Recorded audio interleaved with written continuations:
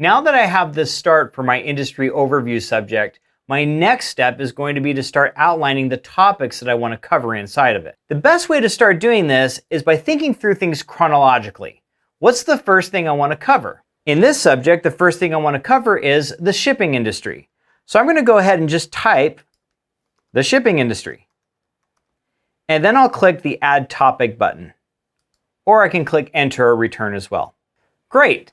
And now I can add my second topic. And a third.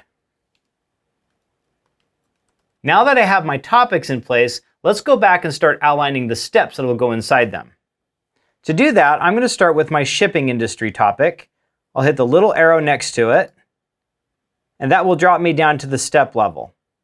So let's add some steps.